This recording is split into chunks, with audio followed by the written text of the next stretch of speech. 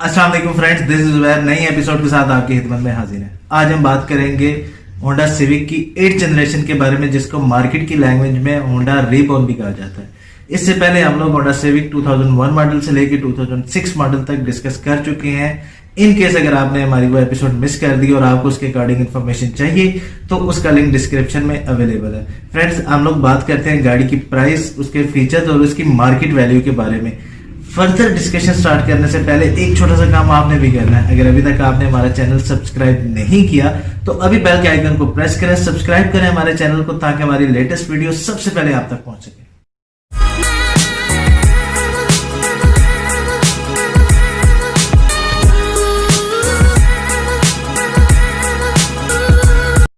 Welcome back friends, hope so आपने channel subscribe कर लिया होगा। Without wasting a single second बात करते हैं होंडा सिविक 8th जनरेशन को रीबॉर्न क्यों कहा जाता है। इसे रीबॉर्न कहने की मेन रीजन ये है कि इस गाड़ी को कंप्लीट चेंज कर दिया गया था, इसकी लुक्स को कंप्लीट चेंज कर दिया गया था। इसका इंजन पहले 1.6 आ रहा था, 1.8 कर दिया गया। इसके रूम को चेंज किया गया, उसमें काफी सारी जो है वो एडिशनल चीजें ऐड की गई। लाइक इसका जो टेक्नोमीटर है उसको नीचे रखा गया, ऊपर फिर उन्होंने लेफ्ट साइड पे इसके फ्यूल गेज, राइट साइड पे इसके टेम्परेचर गेज और दरमियान में इसके जो स्पीडोमीटर है वो इसकी लुक्स को रूम में बहुत जबरदस्त जो है वो एक अच्छा टच दे रहा था। इसके फीचर्स में बात करते हैं। फीचर्स में इसके जनाब आ रही है अलॉय रिम आ जाती है, फिर इसमें जनाब आपके आ जाते हैं रिट्रैक्टेबल मिरर्स आ जाते हैं, पावर स्टीयरिंग है, पावर विंडोज है, एडजस्टेबल स्टीयरिंग है इसका। इसमें फिर स्टार्ट में सीडी चेंजर था, बाद में नेविगेशन सिस्टम भी ऐड किया गया। इसी जनरेशन में बाद में जो है वो एयर बैग इंक्लूड किए गए। इसमें आपको सनरूफ अवेलेबल है, सनरूफ मिलता है। तो ये कुछ ऐसे फीचर्स हैं जो एक अच्छी गाड़ी में सारी चीजें होती है। फैमिली कार के लिए इसमें ट्रंक अवेलेबल है। ये कंप्लीट फैमिली कार जो है उसके तौर पे सामने है। लुक्स गाड़ी की बहुत जबरदस्त है, शेप बहुत अच्छी है इसके। अभी भी लोग इसको जो है वो पुराना कंसीडर नहीं करते, इसकी शेप को बहुत सारे लोग इसको पसंद करते हैं और अभी भी ये गाड़ी मार्केट में इन है। ये गाड़ी आपको नुकसान नहीं देती। अगर आपके पास गाड़ी है और आपने सेल करनी है तो ये आपके लिए कोई सर दर्द नहीं बनेगी। ये गाड़ी अच्छी प्राइस में आपकी गाड़ी जो है सेल हो सकती है। अच्छा फ्रेंड्स, कुछ ऐसे भाई हैं जिनको आइडिया नहीं है कि जी ओरियल और नॉन ओरियल में क्या डिफरेंस है। बहुत ज्यादा लोगों को तो पता है, लेकिन कुछ ऐसे हैं जो थोड़े कंफ्यूज होते हैं कि इनमें कैसे डिफरेंशिएट, इनको कैसे किया जाए। अच्छा ब्रदर्स, आपको बताता चलूं कि जो ओरियल है उसका सनरूफ होता है, नॉन ओरियल में सनरूफ नहीं होता। ओरियल जो है उसकी कीज जो है वो मोबिलाइजर की होती है, नॉन ओरियल की जो है वो कीज सिंपल होती है। फिर थर्ड इसका जो डिफरेंस है वो ये है कि जी ओरियल के जो इंडिकेटर्स हैं फ्रंट के वो उसके साइड मिरर्स पे होते हैं, जबकि नॉन ओरियल जो है उसके इंडिकेटर जो है वो फ्रंट के फेंडर में होते हैं। तो ये इसका को मोटा मोटा जो है मैं आपको बता रहा हूं कि ओरियल और नॉन ओरियल में ये कोई डिफरेंस है।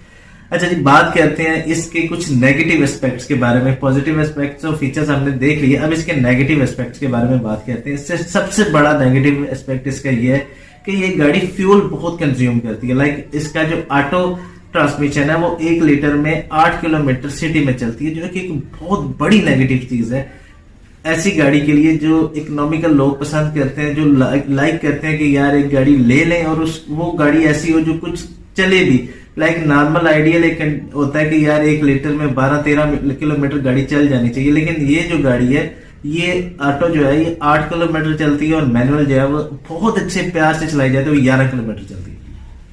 अच्छा, दूसरा इसका जो इश्यू है वो ये है कि स्टीयरिंग इसका हाइड्रोलिक है, जो कि इसका ऑयल लीक कर जाता है, जिसकी वजह से स्टीयरिंग काफी हैवी हो जाता है। तीसरा मेन इश्यू इसमें आ जाता है जी कैटालिटिक कन्वर्टर, जिसको कैट भी कहा जाता है। वो समटाइम जो है वो चोक कर जाता है, वो खराब हो जाता है। तो लोग जो है उसमें काफी सारे देसी, क्योंकि वो एक्सपेंसिव है तो लोग उसमें देसी टोटके लगाने की कोशिश करते हैं। देसी टोटके समटाइम कामयाब हो जाते हैं कुछ टाइम के लिए, लेकिन अदरवाइज वो रहता सरदर्दी है। अब कैट जो है वो आता भी एक्सपेंसिव है, तो बस उस चीज के साथ उन्हें गुजारा करना पड़ता है, या तो नया लगवा लो या फिर उसके साथ देसी टोटके कुछ ना कुछ करते जाओ।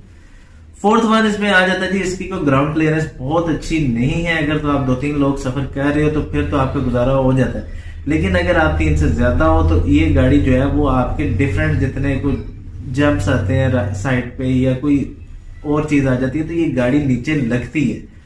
ठीक है, तो ये भी इसमें एक इशू है। फिफ्थ वन इसका इशू ये है कि गाड़ी के जो स्पेयर पार्ट्स हैं वो थोड़े एक्सपेंसिव है as compare to other car. इस गाड़ी के जो स्पेयर पार्ट्स हैं वो थोड़े से एक्सपेंसिव है, तो ये चीजें आपने माइंड में रखनी है, आपके सामने दोनों चीजें रख दी हैं।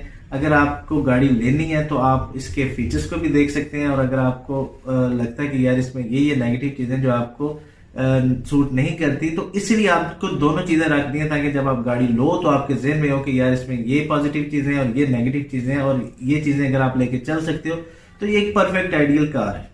सो बात करते हैं गाड़ी की प्राइसेस के बारे में। कार की प्राइसेस को हम लोग 3 कैटेगरीज में डिवाइड करते हैं। Category A bumper to bumper genuine, category B average car, और category C accidental car.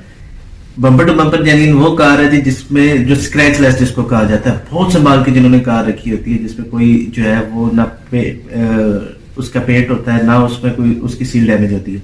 Accidental average car वो होती है जिसमें तकरीबन 2-3 पीस टचअप्स होते हैं और 1-2 सील्स जो है वो आगे या पीछे या डोर्स वगैरह से डैमेज होती हैं। और एक्सीडेंटल कार वो होती है जो मेन एक्सीडेंट होती है और उसको दोबारा सेट करके रोड पे लाया जाता है। हम लोग आपको सजेस्ट करते हैं जी एवरेज कार की तरफ। एवरेज कार में ये है कि आपको एक तो गाड़ी ठीक कंडीशन में मिल जाती है, 1-2 पीस टचअप्स होते हैं, आपको कोई बहुत ज्यादा केयर करने की जरूरत नहीं। खुदा ना खास्ता अगर कहीं टच भी हो जाती है तो कोई बहुत बड़ा इशू नहीं होता। लेकिन अगर आप उसको bumper to bumper genuine car देखते हैं तो एक ले पर्सन के लिए बड़ा मुश्किल होता है कि गाड़ी को संभाल के चलाना, क्योंकि कहीं ना कहीं गाड़ी टच हो जाती है तो तकरीबन उसकी वो सारी जो है वो खत्म हो जाती है। तो एक्सीडेंटल कार में ये होता है कि कोई ना कोई इशू उसका निकला ही रहता है। तो इसलिए हम लोग आपको कहते हैं कि आप लोग जो है वो एवरेज कार की तरफ जाएं। एवरेज कार एक तो आपको रीजनेबल पे मिल जाती है और उसमें कोई बहुत ज्यादा इशू भी नहीं होते। बात करते हैं कि आप इसकी प्राइसेस के बारे में। 2007 मॉडल की बात करते हैं। इससे पहले मैं आपको बताता चलूं कि मैं आपको वीडी ओरियल प्रॉस्मेटिक के बारे में रेट बताऊंगा, उसमें फिर आपको एक एग्जांपल के तौर पे उसका मैनुअल का बताऊंगा, फिर नॉन ओरियल के बारे में रेट बताऊंगा। लेकिन इसके बाद आपने खुद उसको जो है वो आइडिया लगाना है, क्योंकि सारे मॉडल्स में सारी चीजें बताना मेरे लिए पॉसिबल नहीं होगा। तो मैं आपको 7 मॉडल में एक डेमो के तौर पे सारों के रेट्स बता दूंगा, उसमें फिर आपने जो डिफरेंस है वो भी मैं आपको बता दूंगा कि कितने डिफरेंस में आपने वो गाड़ी लेनी है। 7 मॉडल में ओरियल प्रॉस्मेटिक जो है बम्पर टू बम्पर जेन्युइन तकरीबन 14.5-15 लाख रुपए के तक उसका रेट मुनासिब है। अगर मिलती है तो आपको ले लेनी चाहिए। एवरेज कार इसमें जो है तकरीबन 11.5-12 लाख रुपए में मिलती है, ये इसका अच्छा रेट है। और एक्सीडेंटल कार जो है ये तकरीबन को 10 लाख रुपए में अगर आपको मिलती है। अगर आपने को बहुत मजबूरी है लेनी है तो फिर आप वो ले लें, ठीक है। इसी तरह फिर इसमें मैनुअल कार जो है वो बम्पर टू बम्पर जेन्युइन तकरीबन आपको कुछ 13.5-14 लाख रुपए में मिल जाती है, ठीक है। इसी तरह एवरेज कार उसकी जो है वो तकरीबन कुछ 11.5 तक मिल जाती है, ठीक है। ये उसका अच्छा रेट है। उसके बाद फिर उसमें जो है एक्सीडेंटल कार जो है वो तकरीबन 9-9.5 लाख के दरमियान मिल जाती है। नॉन ओरियल जो सिविक है उसकी तरफ आ जाते हैं। वो भी अगर आपको उसमें भी 2 ट्रांसमिशन है, ऑटो और मैनुअल, तो ये उन्हीं का रेट आप ध्यान में रखिएगा।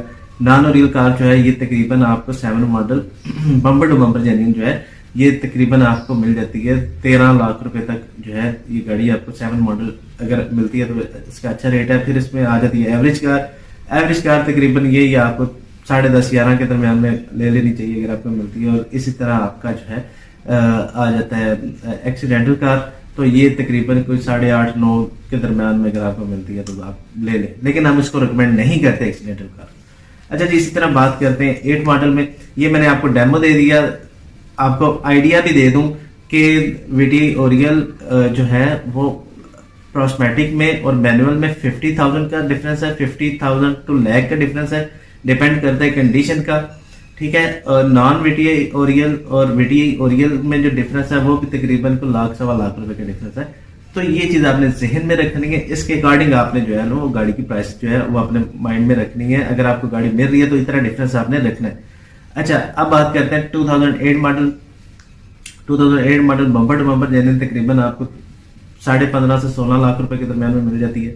अच्छा रेट है इसका प्रॉस्मेटिक का। अच्छा, इसके बाद फिर चीज आती है इसकी एवरेज कार। एवरेज कार तकरीबन यही को 12.5-13 लाख रुपए, और एक्सीडेंटल कार जो है ये तकरीबन 10.5-11 लाख रुपए तक अगर आपको मिलती है तो आप ले सकते हैं। फिर बात करते हैं जी 2009 मॉडल। 2009 मॉडल ही तकरीबन 16 लाख रुपए तक अगर आपको मिलती है बम्पर टू बम्पर जेन्युइन, तो अच्छा रेट है। इसके बाद फिर आते हैं इस पे एवरेज कार पे। एवरेज कार 2009 मॉडल तकरीबन कोई 13.5-14 लाख रुपए तक अगर आपको मिलती है तो अच्छा रेट है इसका। और एक्सीडेंटल कार जो है ये तकरीबन को 12 लाख रुपए तक अगर आपको मिल रही है तो आप ले सकते हैं। इसी तरह आते हैं जी 10 मॉडल पे।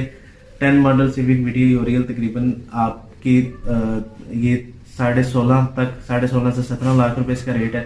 ठीक है, अच्छा रेट है, अगर आपको मिलती है तो आप इसकी तरफ जा सकते हैं। फिर आती है जी एवरेज कार। एवरेज कार इसका जो है वो आपको मिल जाती है ये 15 लाख के दरमियान में अप्रॉक्सिमेटिक जो है ये अच्छी कार मिल जाती है एवरेज।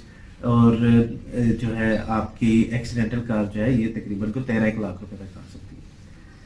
बात करते हैं जी 2011 मॉडल की। 11 मॉडल जो है ये तकरीबन कुछ 17 से 18 लाख के दरमियान में अच्छी कार जो है बम्पर टू बम्पर जेन्युइन आ जाती है। इसमें एवरेज कार तकरीबन आ जाती है कुछ 15.5 के दरमियान में आ जाती है। और इसकी जो एक्सीडेंटल कार है ये तकरीबन को 13.5-14 लाख रुपए के दरमियान में आ जाती है।